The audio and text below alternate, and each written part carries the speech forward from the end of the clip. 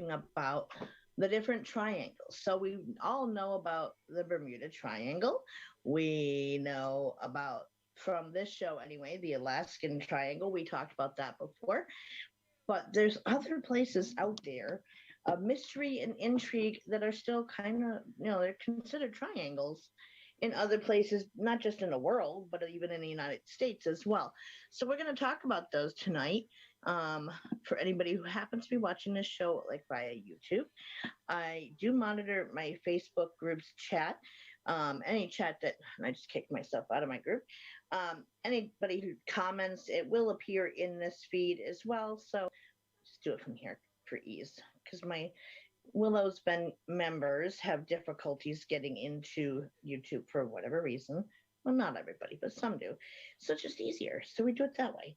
So if you see me looking off to the side, that's what I'm doing, is just checking, reading chat. And there I am. So I'm going to say hi to everybody. Let them know that I see them all. I see them all. Kim, how are you, beautiful? Let's me give a comment. No sound. Uh-oh. Why is there no sound? That's odd. I'm hearing actually an echo on my end. That's odd. And I think it's coming from my tablet here. There is sound, my Is dear. everything? Yeah, everything is Huh? fine. Everything is fine. You are broadcasting perfectly fine. The sound is coming through Okay. perfect. Check. Let me know if you can hear me now, Sandy. Like everything's okay on our end. So you may have to go back out and go back in. Good. Mary can hear us. Cool. Well, hello, my lovelies. Hope everyone is good tonight. Hi, Sandy. Number 2. Renee. I see you. So yeah, we're going to be talking about all the different triangles of the world, and even a few. They're locally considered triangles, but I don't know if it's a global thing. But oh, you had your sound turned down. Well, at least we know it's not on our end, and we're not doing something wrong. I had my notifications shut off on my phone that is off to the side, but it still was making really low tones, so I wasn't sure where my echo was coming from, but we got it. We're good. We are. So that's a positive. So glad you're working and you can hear me now. That's always good. So while everyone files in, I'm going to do the sage blessing that we always do, and protection for the group, and fire it up. Let's get sage over here so I'm not lighting a match first and then having it burn out on me. Do. Light it up. La la la la la la la. It's reminding me, Facebook is reminding me to start my video. Well, guess what, Facebook? We're already a leg up ahead of you. That's so, because we're Soma Fusion. All right, so at this stage, I cast a circle of protection around everyone who enters the show and is watching the live. May that protection prevent any ill will or harm from any poopy people who may want to start trouble in one's lives or cause any harm. Hi, ladies. May that protection follow you outside of the show into your private lives as well. No poopy people there either. And for anybody who happens to watch the replay, may that apply to them as well. So I will it, so mote it be. There we go. Sorry for the arm and the camera. There we go. Got ashes everywhere. Who just came in? Hey, Stace, and my admin, Sandy. Oh, I'm sorry you're having a rough day, Sandy. We don't want rough days. No rough days allowed. Well, once in a while, as long as it's not from poopy people, you know. Mine's been a quiet, low-key day, just low energy, low-key. I could use a big energy burst, I will say. I've got a lot of things I got to get done, but just didn't have the energy for it today. I think it's partly the weather surrounding the lower states of that big system that's been moving through the United States. making friends with every area practically. It didn't seem like it's going to come this high up. I don't know. It was clouding up tonight. Last I heard, I didn't hear about anything hitting us, but I think it's just below us. But I still can feel it coming and around me. But anyway, so hope everyone is well. And anything exciting happened over the weekend since we last spoke?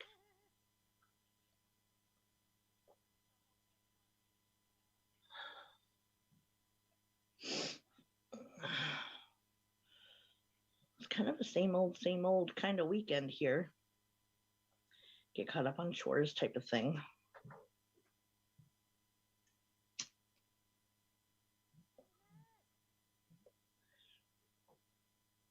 Everyone's still saying hi to each other. Well, then I'm going to go ahead and just get started. Hey, Karen, you made it. You hurt your back. It's not good. Hopefully not too severely and just maybe strained muscles or something. Did it rain in Virginia today? Like I said, I know it was kind of hitting, it looked like kind of below, just below where I am in New York. I don't know if it was planning on coming up this high, but I don't know. I check my Alexa app, spell it so it doesn't chime in, for the weather every day, and it didn't say anything about it. So I don't know. Had a nice Zen weekend, started a healthy hobby of rock hounding.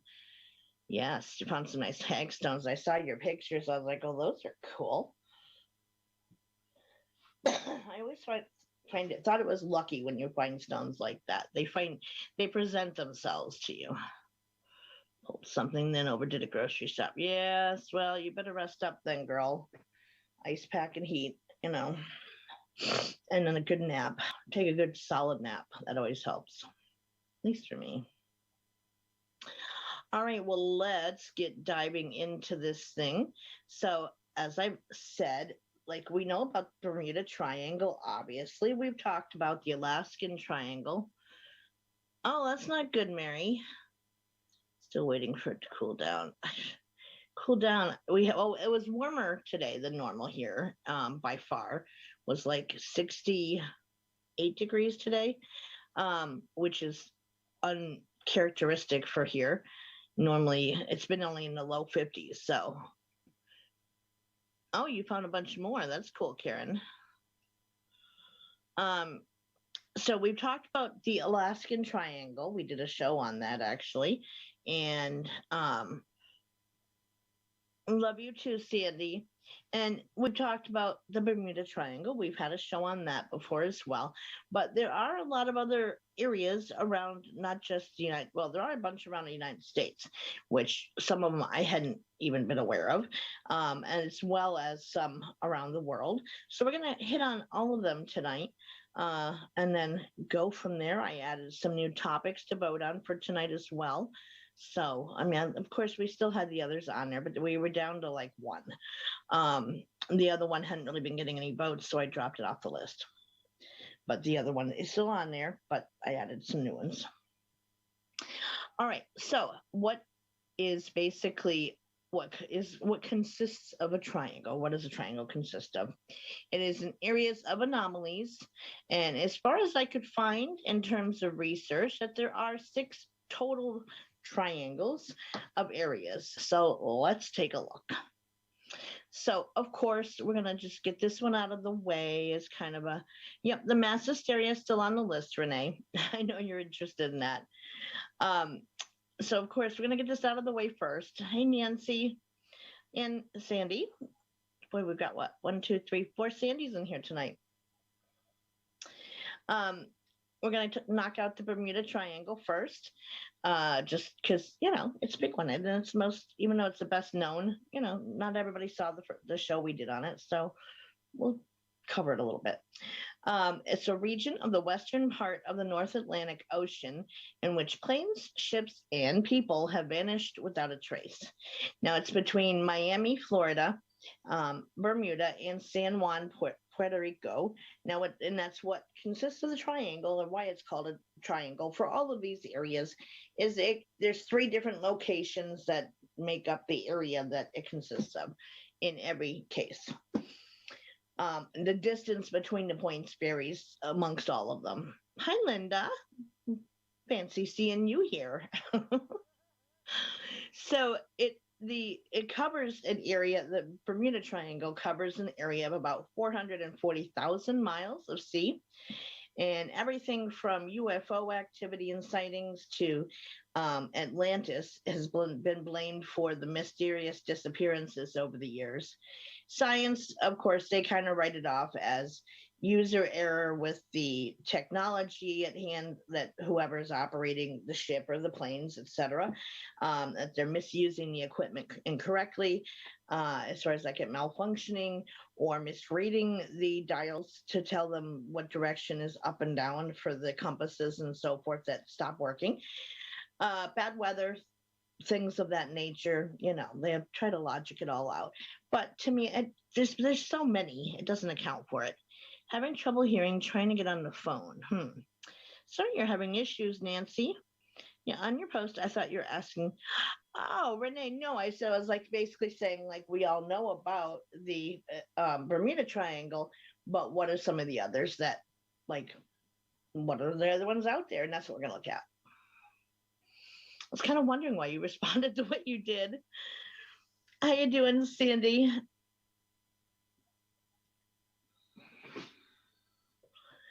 Okay, Karen.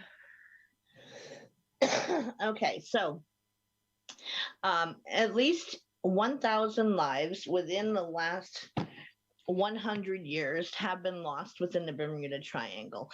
On average, 4 aircraft and 20 yachts go missing every single year there.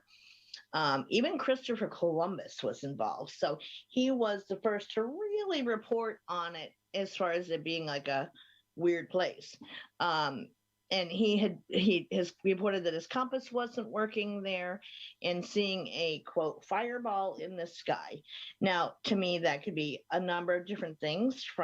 It could be a shooting star, it could be a comet flying by, it could be an aircraft. We don't know because it's in Christopher Columbus's days, and our guess is as best as any, it's fireball. Boy, everyone's having a lot of issues. I had a buzz when I was reading it. Okay, Renee. So even a report of lost time has happened there, with one pilot reporting that he left at a certain time frame, and by the time he arrived, it was actually several minutes sooner than he should have arrived there by any idea of logic. He'd made the trip several times. He knew it down to the minute of how long it should take him to fly there. And it was just like a 21-minute difference where he got there that much earlier. And he knows, like, it wouldn't have, he has nothing to account for the time. He thought it was still the same amount of time. But then when he checked in with the airport before landing, they reported the time to him. And he said, what the heck is that about? So that's also been reported. Now, another one is the Bridgewater Triangle. Now, this one and the next one, I'm kind of surprised they didn't combine them. However, they're considered separate triangles. So, oh, good. I'm glad you can hear again, Nancy. So the Bridgewater Triangle sprawls across a slice of Massachusetts, and it was the site of one of the first UFO sightings in the United States, actually, back in 1760. Onlookers reported a, quote, sphere of fire so brilliant that it was seen across several different towns. And then in 1908, a pair of undertakers were traveling on a carriage, and they reported a flying object that they likened to, quote, an unusually strong lantern. Another witness thought it was a hot air balloon, which I didn't know they had hot air balloons flying randomly at night back in 1908, but which was contested by the undertaker, and he said, quote, I claim that a hot air balloon could not move in a circular or perpendicular, meaning vertical, up and down, way as this one did. Sightings also such as Bigfoot with the Thunderbirds have also been reported there, and mutilations of livestock have also been reported in the forests in this area. And I just got kicked out of Willows Bend. Isn't that nice? My own group, and I get booted. See how it is? Let me get back in here. Okay. Get my screen back. There we go. Hey, Tanya. So the next one is the Bennington Triangle. And again, I guess I kind of thought they would have combined these because even though, yes, it's different states, but at the same time, it's not a super big area between Massachusetts and Vermont, but they consider them separate. So in Vermont, beginning in 1945, a local man named Middle Rivers, who was a guide who would lead people over Glastonbury Mountain there. Yeah, I mean, I've gotten kicked out before, but I was in the old one. Oh, no, Tanya. That's funny. So he was leading a group of hikers up near Glastonbury Mountain, and he walked ahead of the group just a little ways, kind of scouting ahead to see what the trail looked like, I guess. And Sandy got the right one tonight. And he just vanished in thin air. Like he was there 1 minute, he went ahead just a little ways, and certainly, I mean, nothing was heard out of the ordinary. No shouts, no cries, no like nothing happened to him to account for him just vanishing, and he was never found again. And then in 1946, Paula Weldon was a teenager at that time, and she was hiking the very same area. Deja vu. It's funny. You guys are funny. Hey, be glad that I don't do that at least. And at least this way, because with broadcasting with Katie, I have to actually go in through Zoom, and then she puts me on, and then I wait for it to turn up, the feed to turn up in the show. So I don't get it mixed up, but it could happen. So teenager Paula Weldon in 1946 was hiking the very same area, and she disappeared, which triggered an entire media storm for back then. Of course, they didn't have the internet back then. However, papers and everything else got involved. A massive manhunt was held, and they never did find or turn up any sort of clues regarding her. Exactly, Renee. Saw that one before. So several years later, there was a young boy. Now, I saw two different accounts of this one.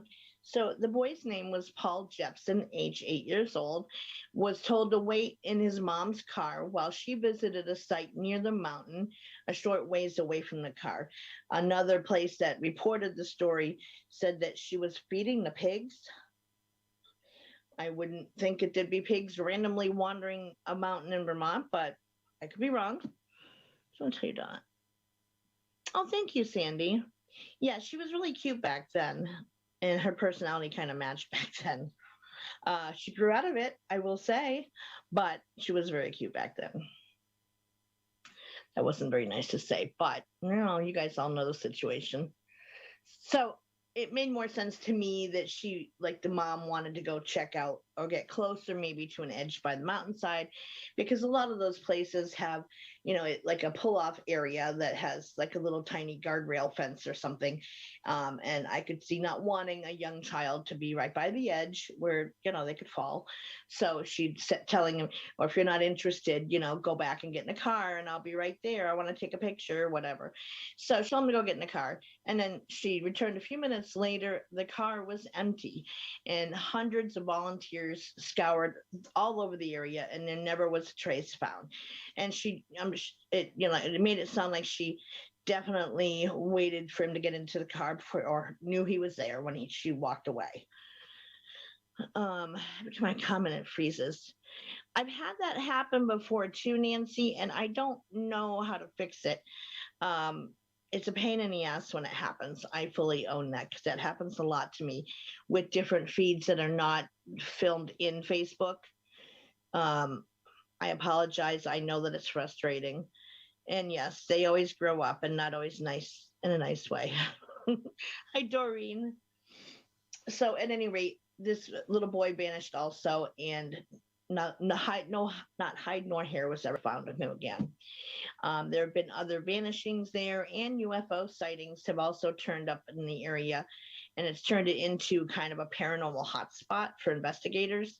And I have noticed through, hey, Ronnie, welcome, lady. Glad you're here.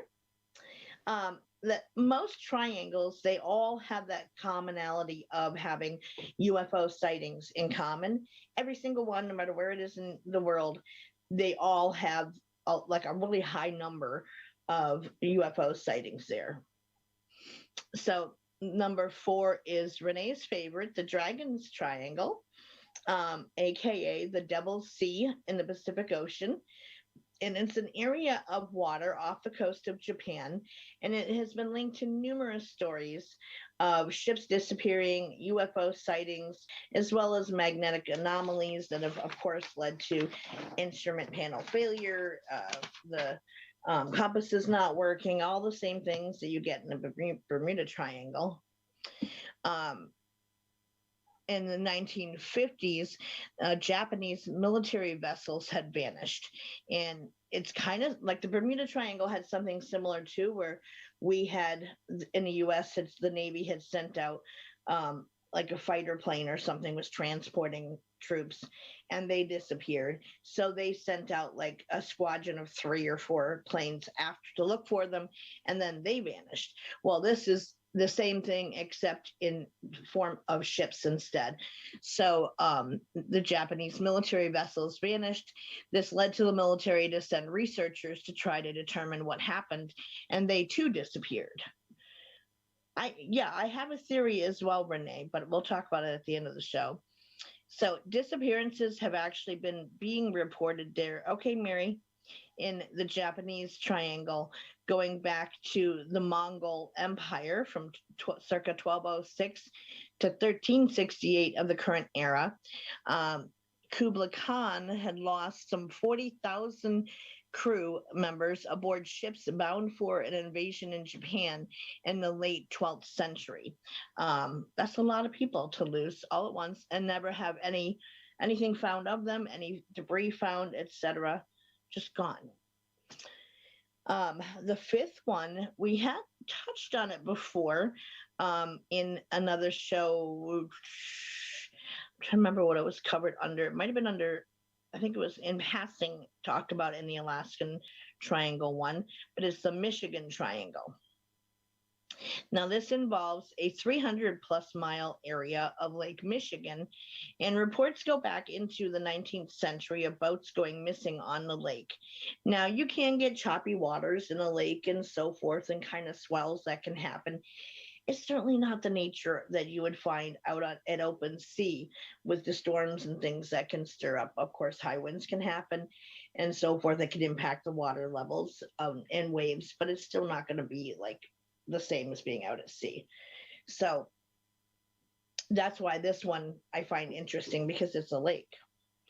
So one famous case was of the Rosa Belle, which is a double-masted vessel found capsized on a lake with no sign of the crew. I wrote a side note under here. Oh, okay. So I guess also discovered in 2007 under the lake in 40 feet of water found by divers. There was a ring of stones in similar alignment to Stonehenge that got found, and it was questioned whether they were magnetic or not. Now that would cause interruption potentially with things like a compass and, you know, the magnetization of the instrument panel and so forth. But again, this ship, which it's a pretty big vessel to be a double-masted ship, and that's the ones that have the two poles with the 2 sets of sails on them, and so they just capsized and disappeared. No sign of them ever found. Now, with this, what's interesting is the bow of the ship looked like it had been rammed by another boat, but nobody reported another vessel, didn't report like an incident happening amongst them. Like nobody ever reported some accident happening or a whoopsie daisy. Nothing was ever reported in, which had something happened, I'm sure somebody would have said something, because at that point, like, it could be like an insurance claim thing.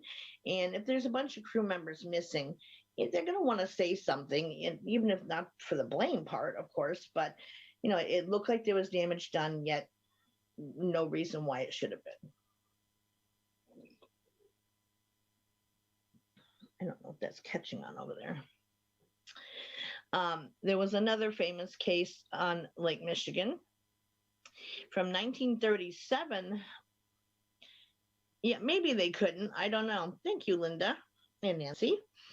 The only thing I don't like is it's left-handed, which is only, I'm pretty well ambidextrous overall, but as far as having a good place to set it on my left side is awkward, because that's where the phone sits. So if I have the cup there, I can't see the screen. So another famous case that happened there was in 1937. There was a Captain George Donner who vanished from a freighter sailing through the lake. So, freighters are pretty big ships. Now, granted, Lake Michigan is a pretty big lake, and they transport stuff on freighters from one side of the lake to the other, or the length of it, whatever. And so he basically had retired for the night and to his cabin and asked to be woken up when he got to the destination on the other side of the lake. Hours later, crew members went to get him, and his cabin was empty. And the ship was searched, and the captain was gone. The mystery was never solved. They didn't report any bad weather, like he could have fallen overboard or something else. And it would be, highly uncharacteristic for something like that to happen. And he said he was going to go to his cabin to go to bed. That's what he was going to go do. So, yeah, being ambidextrous is handy. So, planes have also mysteriously crashed, kind of, not quite, I wouldn't say unexplained, but kind of, over Lake Michigan as well. And one of the worst crashes in U.S. history happened there. So in 1950, Northwest Airline Flight 2501 just disappeared. All 58 people, were lost when it went down on June 23rd, 1950. Just dropped from the sky and crashed without any rhyme or reason. And no, they weren't found, like, just gone. No signs of it. I mean, of course, it was well searched, and it's not like, at least from my understanding, a supremely deep lake, yet it's not been,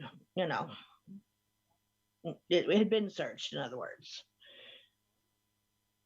Oh, well, I'm glad you're here, Ronnie. I'm glad you made it. Every Monday night, I'm always here. And we have book group Wednesday night, and for the month of October, I always do the extra show for Willows Bend After Dark too. So we got one more left for the month, and then we're done for this year for After Dark. So the next one is number 6, the Matlock Triangle. And this one is across the pond, as they say, in Derbyshire Dales over in Britain.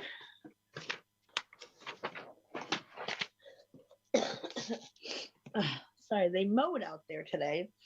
And I even took like 2 extra doses of Sudafed in like about a 4.5 period of time, because it just kept raining. I still am, but it's too soon to take more. So over in Britain, and it has been called the UFO capital of the world.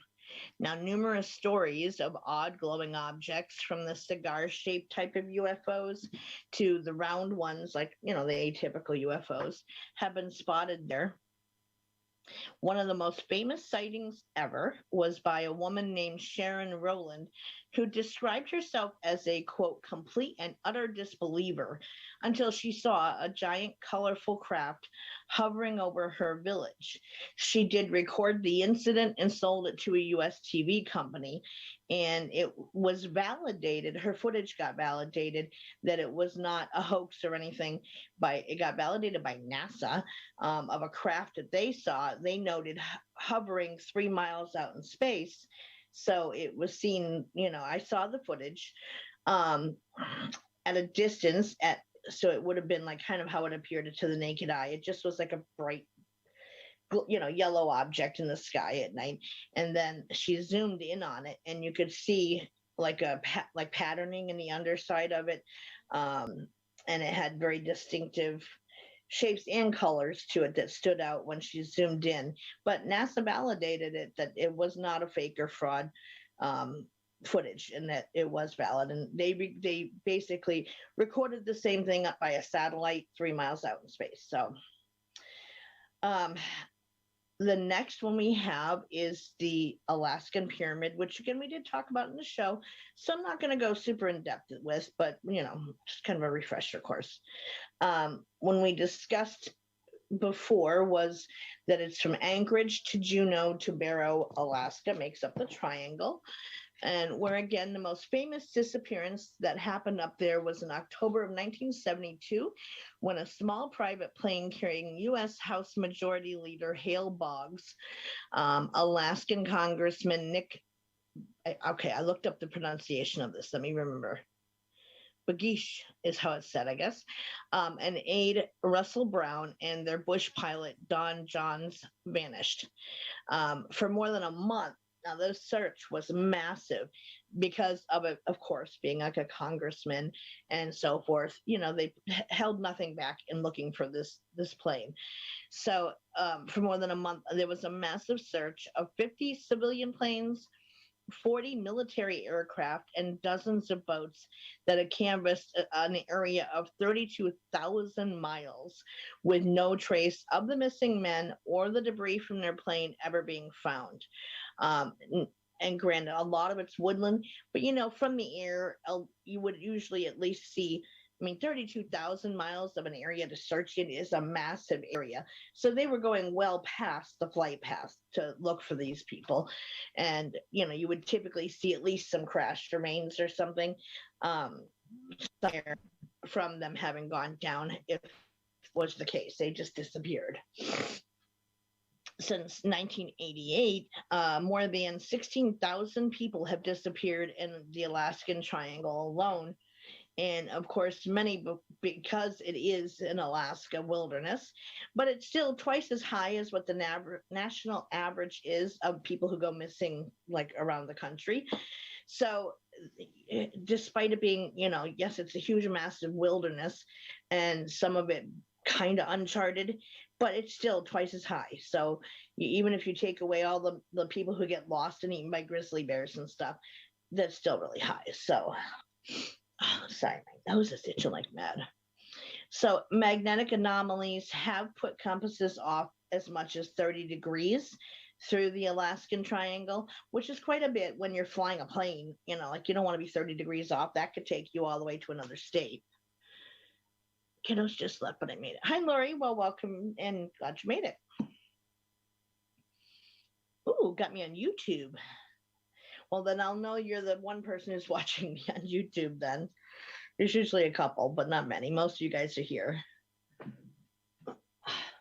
You know what? I don't know what is getting caught on my cups. We're going to move that napkin out of the way because it's going to make a mess.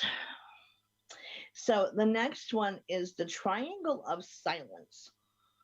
Now here's where it starts to get into kind of like smaller areas that consider themselves to be triangles, but no less weird stuff happens there all the same. And this is where, for the show reminder picture, I did like a vortex because that's thought to be what could be behind some of these things. That's one theory, is that there is like some vortex in a body of water that may hold some magnetization or something else to it that's making weird stuff happen in this area.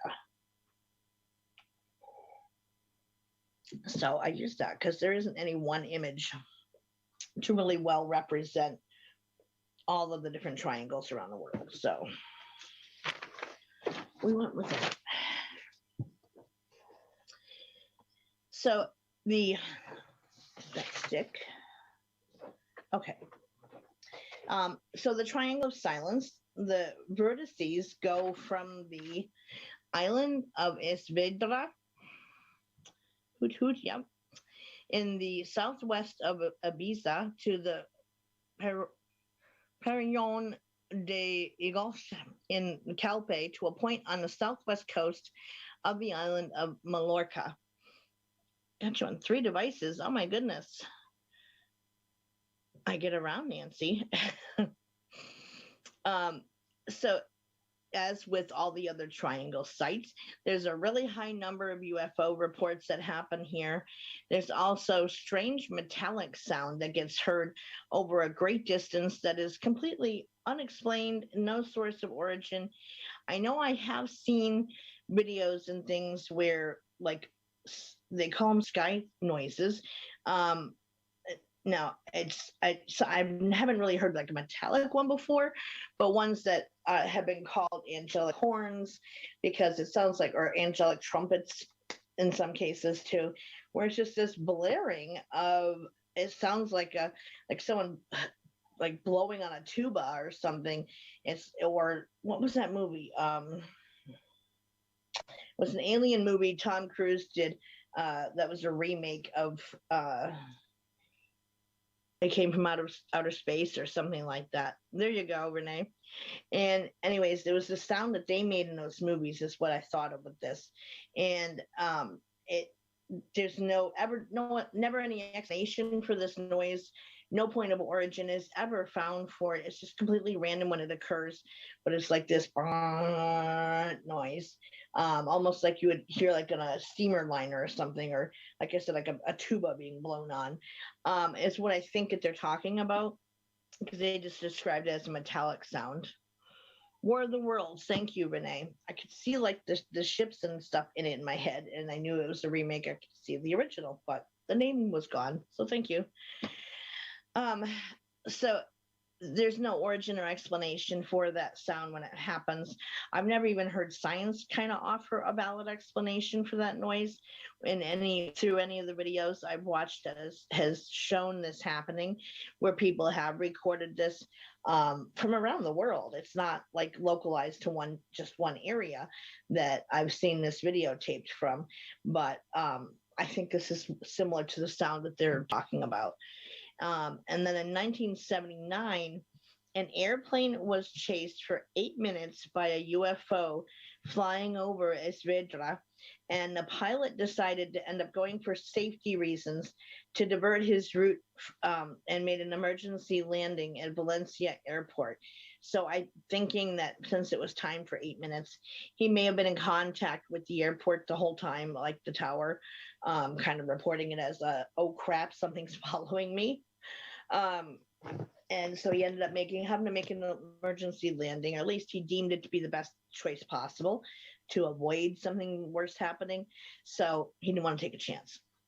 And so it was the only time, or the sirens from Silent Hill freaked me out.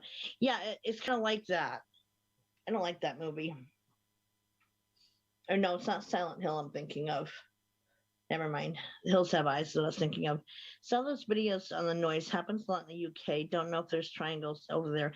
There is one that we talked about. Can't remember the name of it. Hang on, I'll tell you, my dear Linda. The Matlock Triangle, it's called, in Derbyshire Dales in Britain, is the name of that triangle over there. But yes, a lot of them happen there as well as in South America too, I've noticed.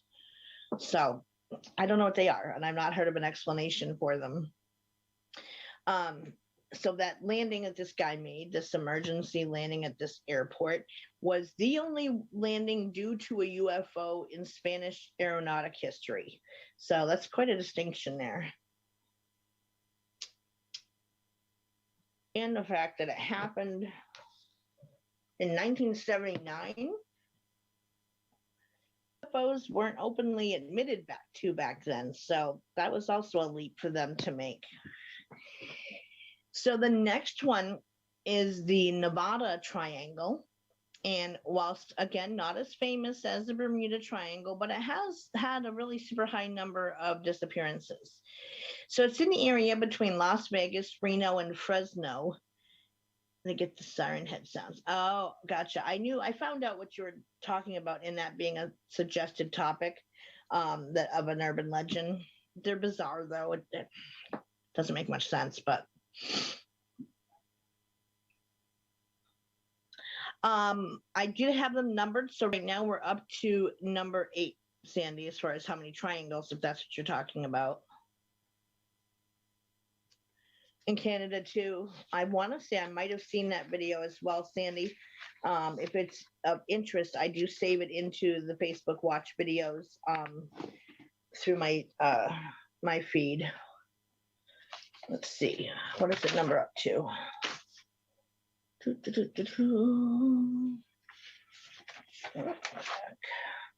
I want to say that there's like 11 or 12 different triangles that I found information on, Sandy, if that's the question you're asking about, of how many triangles. Well, isn't that always the case, Renee? Once you hear the siren, it's all over with. So the Nevada Triangle is an area between Las Vegas, Reno, and Fresno, California. 2,000 planes in 60 years have disappeared there. There was a famous aviator named Steve Fawcett who flew from a landing strip in northern Nevada, and he just vanished without a trace. Whilst looking for wreckage for him, they actually found 8 other crashed remains that had been unknown where they went to at the time anyways. It didn't list or talk about any details from those crashes, just that they also found 8 others in looking for him. We've talked a lot before about the Missing 411 book series by David Pallades, and he kind of did research this triangle a lot. It is a big triangle, Lori, absolutely. So he said that he was approached by state troopers at a conference, and they told him that he's openly discussing things that, I have a kind of a quote here, so let me see. Everyone knows about, but no one will talk about. He noticed that these commonalities that happened there, just as like Yosemite National Park is a massive place where these unexplained disappearances are happening, but it's the whole, all of them, and especially in the Nevada Triangle has, I think, the heaviest concentration of disappearances around the country. He said that there's trails that dogs aren't able to track, children who go missing and are found a couple days later over 2 mountain passes away from where they started, and they are, way too young to traverse that in that time span on their own with inadequate clothing and supplies, obviously. For 9 years, you'd love to go exploring where, Renee? Well, that's what we're going to talk about at the end, Ronnie, of like what could be behind it and what you guys think could be. I think that some of them could be portals, yeah, or vortexes, which is kind of the same thing, which again, we're going to get into that as far as possible theories. So for 9 years, the former cop turned author Pallades, he scoured through more than 20,000 missing person case files and narrowed it down to about 1,200 people who disappeared under completely unexplainable circumstances, especially in Yosemite National Park. And he doesn't think that one thing accounts for it, but that officials are definitely trying to keep a lid on the information or knowledge of it. Several times he had requested information under the Freedom of Information Act on these disappearances, and they just refused for no reason. Centralia. So he's not one who takes a stance on it of what he personally thinks is behind it. He simply reports the data and has organized it. There isn't much left. The town has a fire burning underground coal veins, but in the winter you see the steam coming up in the holes in the ground. Yeah, and nature has kind of reclaimed some of the abandoned homes and stuff. So David Pallades doesn't like say, oh, I think it's UFOs, or I think it's this. He simply has collated all this data. He's combed through it all and put it in an organized sense to say, hey, this is something weird's going on. And I don't know what it is, but it's something. There's no longer a road there. The government bulldozed it. Interesting. So number 9. Oh, did they tear down all the houses? I thought there was still a few standing, Linda. So number 9 is the Marysburg Vortex over Lake Ontario. And this one goes from Wolf Island to just off the coast of Prince Edward Island to off the coast of New York State in Lake Ontario. So like the top of New York State borderlines with Canada. And so Lake Ontario kind of is on the western side, on northwestern side of New York State at the top. So in the late 19th century to the early 20th century, 100 ships have been reported lost in that area. On June 29th, 1900, a caravan of 3 schooners, the Picton, the Mines, it might be, and the Acacia, were carrying a load of coal from Rochester, New York to Belleville, Kingston in Ontario. And at one point, the caravan ran into rough water and the Picton sank. Whilst the wreckage was found, no bodies of the entire 7 crew were ever found or washed up. You do, Ronnie. Yes, you do. Okay, Sandy, have a good night. Drive safe. Weeks later, a child found a message in a bottle from Picton's captain. And I quote, "John Sidley, captain of the schooner Picton, in great peril. Expect to sink at any moment. Goodbye to all friends. Finder, please report to..." Sorry, "my wife." So it's unknown what happened to them, but their bodies were never found. But he did manage to write this message out in a bottle and throw it overboard. But again, it's a lake. Nothing dramatic should happen that should, even if they run into rough water, and that would cause them to sink. So, but he obviously knew it was coming. It's glad I took Iona to see it before they covered it. Oh, cool. Well, I'm glad she got to see it too. So another odd incident from 1889 was a 3-masted wooden droga, as it's pronounced, Bavaria, was found. Read my writing here, Donna. Was found running. Oh, sorry. Was found run aboard or aground on a sandbar near Kingston, New York. Hey, Marianne. Yeah, you missed most of it, sweets. But the missing crew were never found, and they even left freshly baking bread in the oven. So it's one of those weirdo cases where crew's missing, no signs of them, but it like they just left. So, I mean, freshly baked bread was still in the oven and they just were gone. So a number of magnetic anomalies have been reported, but not explained there. So number 10, in Cooter's Sport Triangle in Pennsylvania, your way there, Sandy and Linda. Now, this triangle has Thunderbird encounters centered around the Black Forest region of northern PA. Back in damn work. Sorry, Kieran.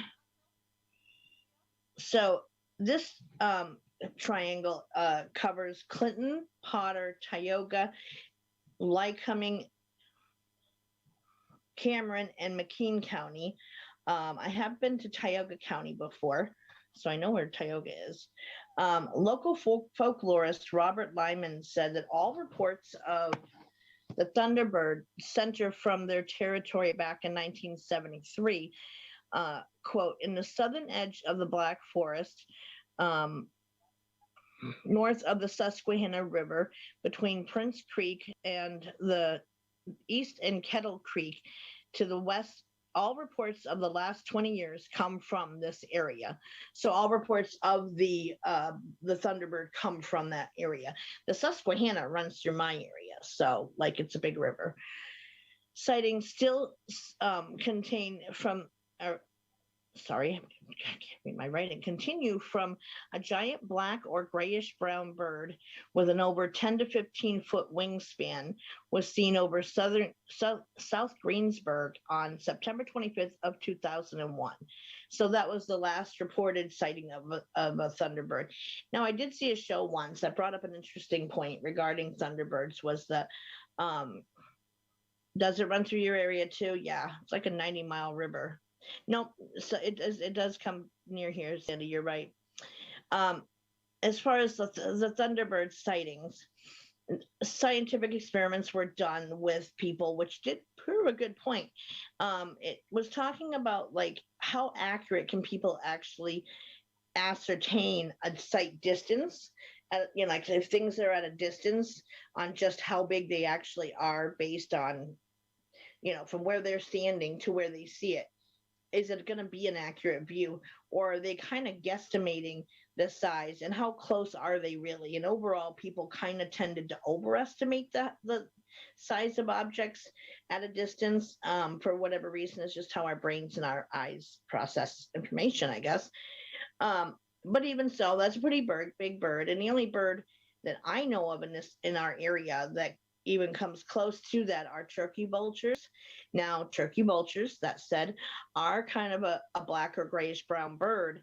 They more are blackish than not, but they have a huge wingspan, and they are quite numerous around here, actually, and you see them all the time. So turkey vultures, they kind of have the head of looking like a turkey, but the neck kind of looks like a vulture, and the beak looks like a vulture, but they're massive birds. You know, they're big. So the most recent sighting has been reported as of recently as 20 years ago. So I'm surprised nothing has happened since then, but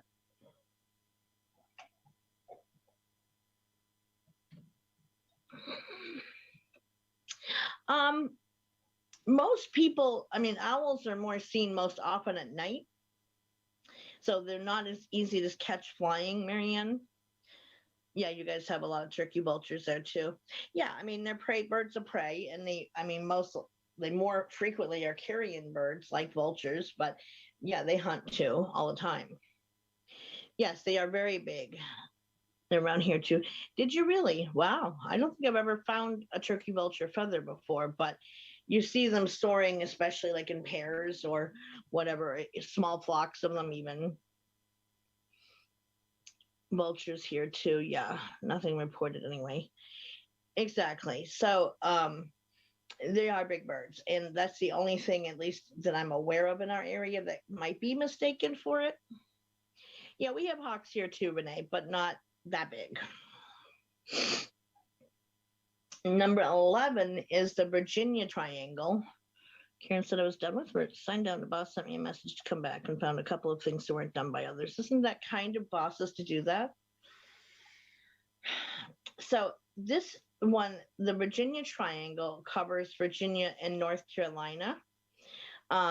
This one refers to a vortex, which is an irresistible force or whirlpool of energy, air, or water. Nice, Ronnie, nice. Yeah, we got bald eagles here, Renee,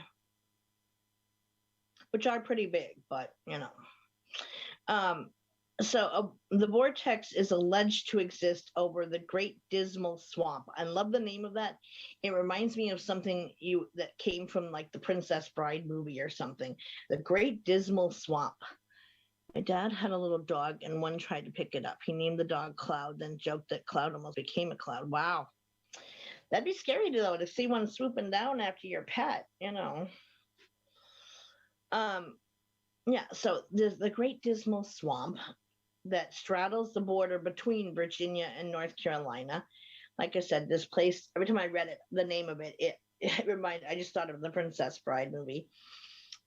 George Washington actually did want this swamp drained and turned into swampland, and it had been designated in 1973 as a National Wildlife Refuge. So it is protected land now. But ghost lights have been reported by hunters, reporting that their kills disappeared without a trace. Been through there, very spooky. Yeah, I thought it might be down near your area, Sandy.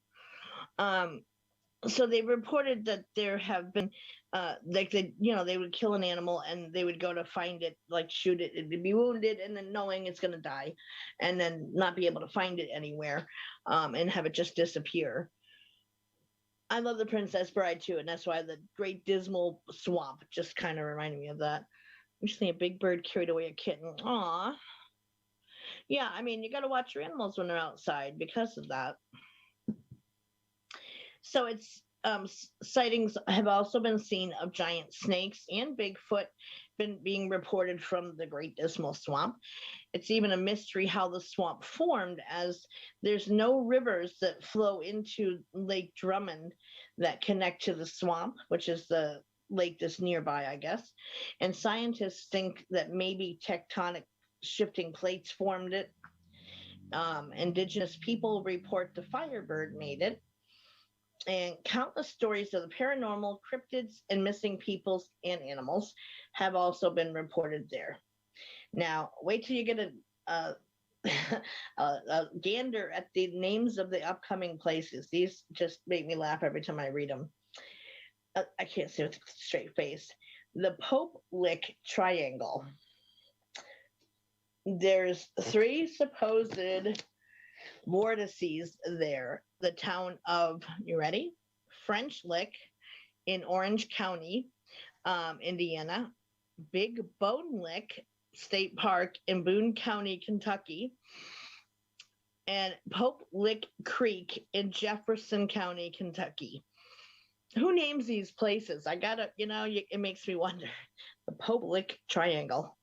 And the visuals to those, I'm sorry, I can't. I'm a visual person, and I want to assign an image to each one, and I'm just like, yeah, the French Lick. Anyway, so it covers 2,269.9 square miles, and lots of licking going on, Norman said. We have a town called Licking. Yeah, I wouldn't even want to put that as my address, just saying. The Mormons, yeah. A little town called Lizard Lick. Wow. I wonder if Lizard Lick and the Pope's Lick have anything, any interconnectivity there. So weird stuff has been being reported there for a long time. Toadsuck, now that's funny too. There's a road near me called Lick Run Road. Pokes nose on the turkey is the butt. So, reports of a Welsh Prince Matlock trying to set up a fort in Alabama in 1170 was allegedly cannibalized by natives. But no evidence exists to support this report. It's just kind of passed down. They did find post holes that might have indicated there was once a fort, but not that it was from a Welsh prince who got cannibalized. Just going to say that about the road. In Floyd County, Indiana, it's reported to be haunted by both whites and Indians killed in skirmishes from the 1700s. And also in Floyd County from the early 1800s, allegedly a giant snake 30 to 40 foot long and as wide as a barrel was reported by pioneer farmers who lost livestock to it. In Vevey, Indiana, from 1890 to 94, several sightings of creatures called, wait for it, it's not a lick, a type of English measurement. Well, they have salt licks, but I don't know about an English measurement. So this creature, wait for it, you ready? Mud mermaids. Mud mermaids are reported along the Ohio River shore, and they were said to be lizard-like, but with strikingly human faces, but showed no signs of intelligence. So mud mermaids are apparently dumb as a stump, and don't know, but they've got reported anyway. Someone Linda. We'll leave that one there. Stories of the goat man in Pope Lick Trestle, Jefferson County, Kentucky, in the 1940s and 50s, of a goat man figure attacking people with a bloody axe or luring people to be run down by oncoming trains. Now, if you saw a train coming on, wouldn't you try to get out of its way and not stand there on the tracks waiting for it? Just saying. I'll never tell, Linda. Boone County, Kentucky in the 1950s reports a Bigfoot terrorizing the residents. In Louisville, Kentucky, a UFO hotspot for sightings in general. In 1969, Rising Sun, Indiana, I love that name, a farmer's power goes out as he reports several UFOs flocked over his house. Says after he found 4 toed footprints in his yard. I've seen Goatman's Bridge investigated as well, but I was unaware that it was on Pope Lick Creek or whatever. Not heard that part of it before or mentioned, and maybe they did that intentionally of leaving the name out. I don't know, but I know the Almighty Sacred Ghost Adventures, hoopla, have investigated there. 2006 in Clarksville, Indiana, a giant fireball is seen making figure 8s in the sky, which the figure 8 is the sign for infinity. So why a UFO would be making the sign for infinity, I'm not sure, but sounds like something else is behind that. Pope and exactly, Linda. That was my thinking too. Pope Lick Creek, yeah. Who names these places?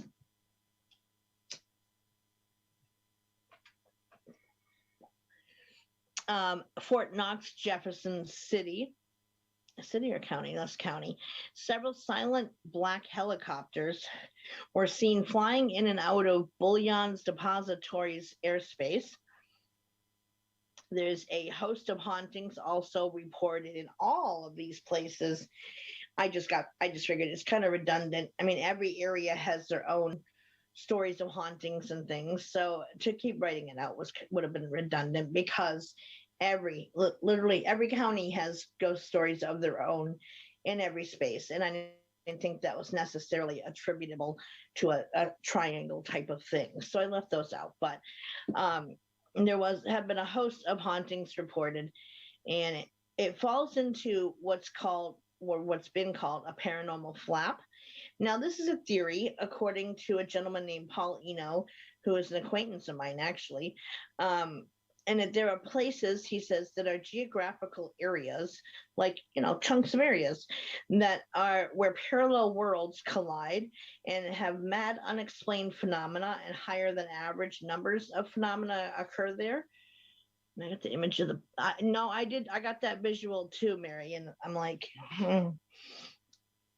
And, the Pope doing French licks too, it's the neighbors. So the Pope is a busy guy.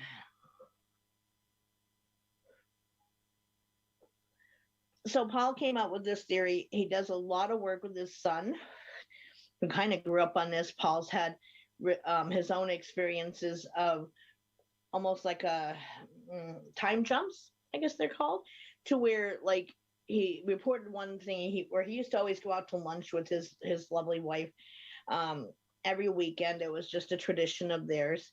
And they always went to like the same diner and had the same booth and all this stuff every weekend. And they did this one weekend, and he happened to turn and look out the window while waiting for the waitress to come by and take their order. And he looks out and everything on the street changed. He said he reported that like all the cars looked like they were from like the 1930s and 40s. The people and how they were dressed like 30s and 40s dressed. The same number of people bustling up and down the street doing their business, but like they all were dressed and looked differently from like the 30s and 40s. All the cars parked along the road were also from that style car, like the old Studebagers, that type of thing. Exactly, Renee. And so, and that he said it lasted. He said he kind of like was like, wait, what? And he turned kind of to shake his head and looked again, and everything was back to normal again. like a time slip. So kind of back, gonna make food. Okay, Sandy. So he has had experiences like that. He also has, like I said, he studied different geographical regions around the US that have just a higher than average number of paranormal things in general happening there. Not just like hauntings and things, but unexplained stuff. And that there are certain areas he calls paranormal flaps that are regions that have stuff in them that are, but he doesn't really have it. He says, other than like parallel worlds colliding, he doesn't have another name for it. So, I can sniff, scratch and sniff.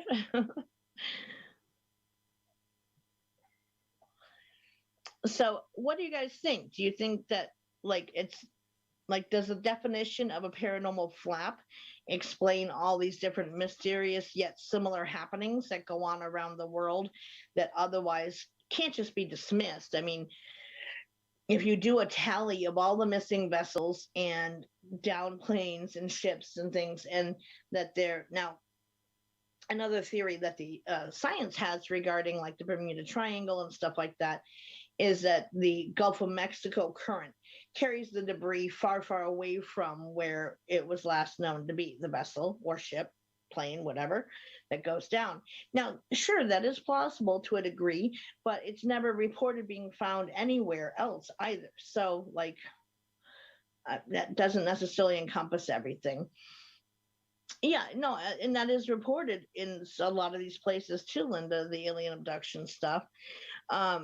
And do you think that it has to do with like the Earth's ley lines and energy grid? We've talked about that in the show before. I wish I knew. I'll have to watch the replay after I watch Fridays. Sorry, Karen. So, we have talked about the ley lines before in the show and the energy grids that are all connected around the Earth in kind of like a graph grid line.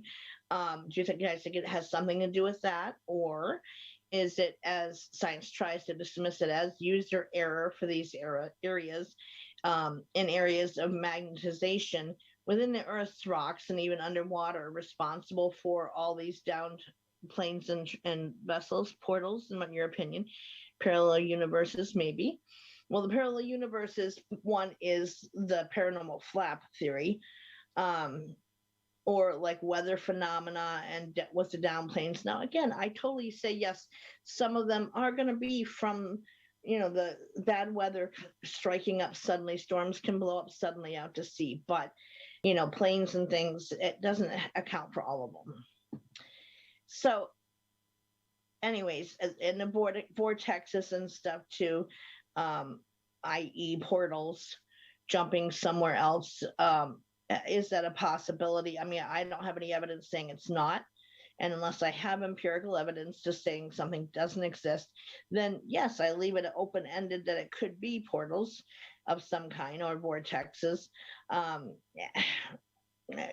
Nobody knows. Some people report seeing different odd cloud formations up ahead, or weird fogs rolling in and stuff in these areas as well. So I think it could be all of those types of things. Portals, ducking them in. I personally think it's portals. What about the true axles? The Earth is possible for triangles. Are the real ones? Well, the triangles are located all around the Earth, though. So there wouldn't be like a ton of different axles for the Earth.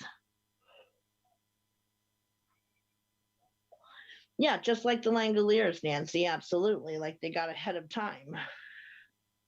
Time hadn't caught up with them. My curiosity is piqued as to why have there been a few reports over the last years. What do you mean? Like less reports, Lori?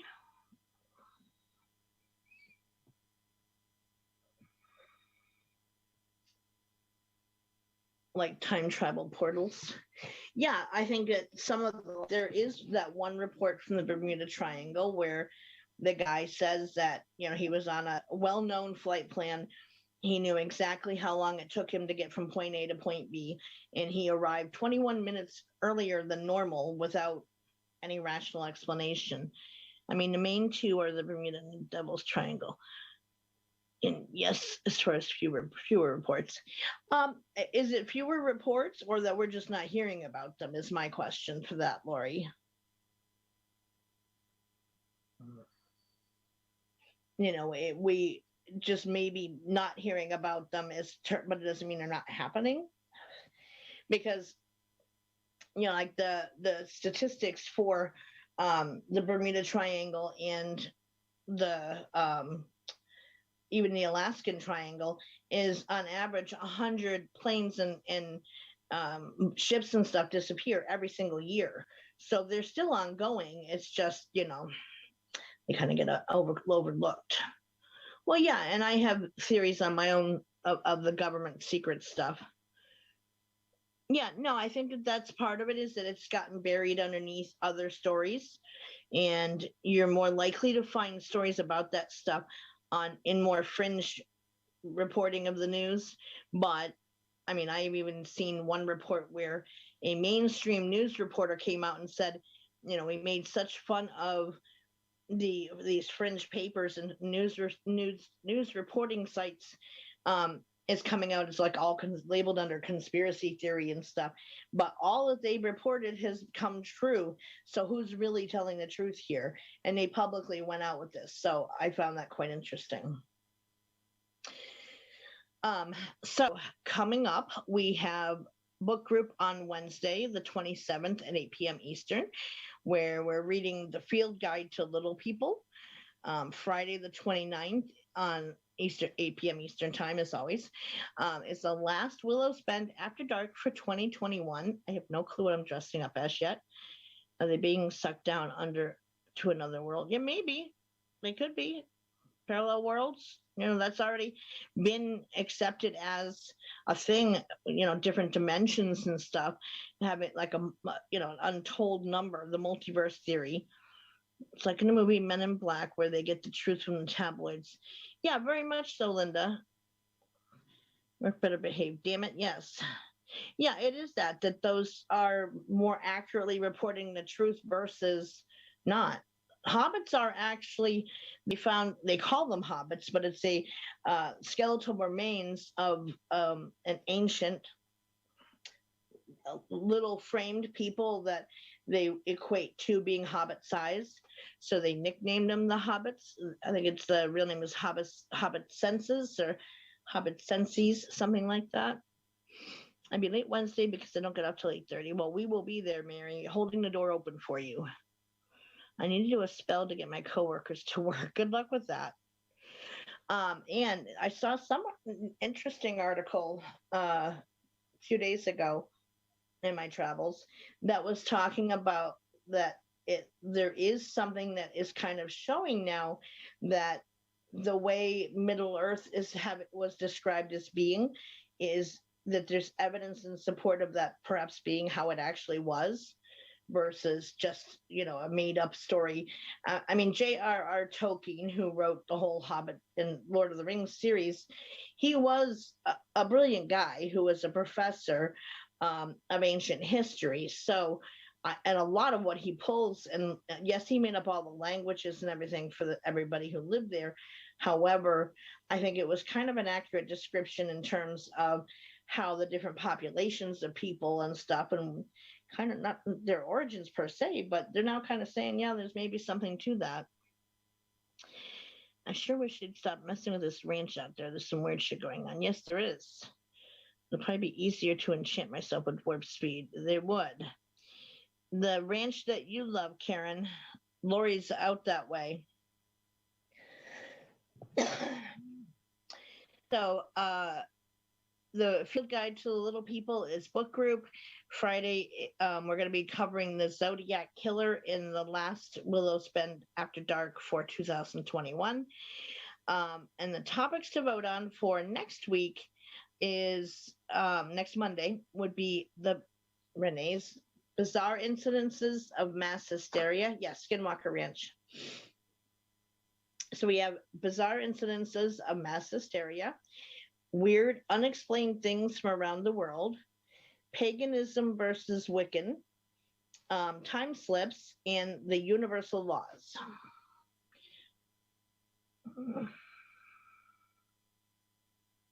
That's right. Somebody else already did, Lori. Yeah, I know you wanted the mass hysteria, Renee.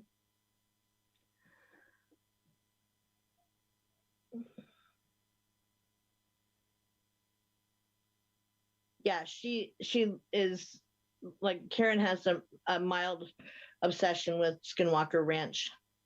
Okay, Lori says mass hysteria too. Sandy says universal laws. Mary says mass hysteria. Tanya says time slips. There. Repeat, please. So we've got bizarre incidences of mass hysteria, weird, unexplained things from around the world, paganism versus Wiccanism, time slips, and the universal laws. So Katie says universal laws. Ronnie says universal laws. Sandy says time slips. Linda says time slips.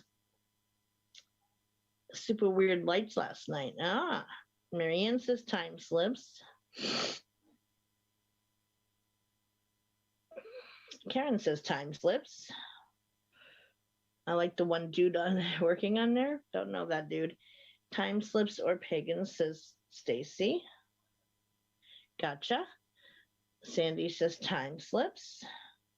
That one's winning this so far. Universal laws, says Kim. So, 3, 5, 6, 7, 9, 10, 11, 12, 13. 3 more people haven't voted yet.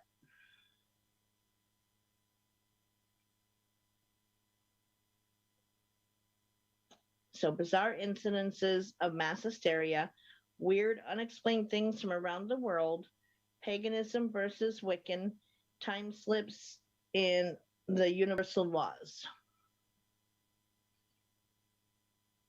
Nancy says time slips. Gonna say that's gonna be the winner this week.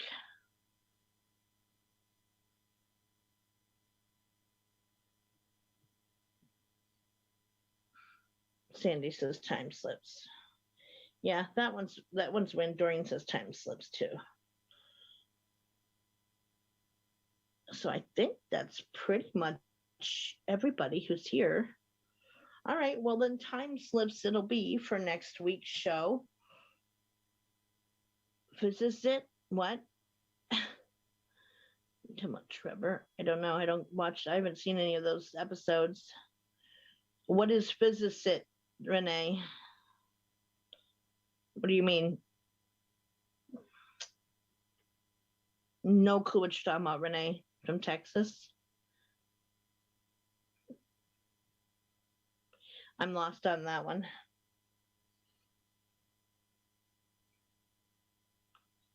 Al, okay, physicist. Okay, is that somebody from that show then? I mean, I know they have a Skinwalker Ranch show, obviously. Yeah, I agree, Tanya. I definitely agree about the glitch in the Matrix. It's so funny how, I mean, all those things have been happening forever and a day, yet people are just recently like relating it to the movie series. Okay, so the movie or the show, yeah, gotcha. Ancient aliens sometimes, huh? Yeah, I don't have cable, so haven't seen the show. So I survive off of like Facebook video watches, or I mean, I have on YouTube too, and Netflix, and that's about it. So, all right, men lovelies, time slips it is for next week then. If anyone has Alexa, ask her, are you living in the Matrix? It's neat what she does. Most of the time when I ask mine questions like that, it just goes gunk gunk at me, like dun dun, and just shuts off. I will ask it once I get off the air though, because it won't answer when I'm on a video, at least to my knowledge. I can try it. Alexa, are you living in a time, are you living in the Matrix? Sorry, I don't know that one. She doesn't know that one. Alexa, Are you living in the Matrix? Sorry, I'm not sure about that. Yeah, she's not sure. Bunch of free watch apps. Yeah, there are, Renee. Huh. Yeah, there is a series. Exactly, Mary. I can't see paying that for what they want for cable for a couple of channels. So, yes, Linda, that would be a riot. I'll ask it once I'm off air too and see if I can spit it out correctly. All right, so time slips it is for next week, guys, and book group Wednesday night, and then the final Willows Bend After Dark for 2021 for Zodiac Killers for Friday. So with that, thank you everybody for coming. I appreciate all of you and love you, of course. And I will see you guys around Facebook land. Have a wonderful rest of the night. And thank you for those who don't always make it in, but I'm glad to see you tonight. Yeah, I don't have an iPhone, but I have I do ask weird questions on mine. So have a wonderful rest of the night, guys. Lots of love. See you guys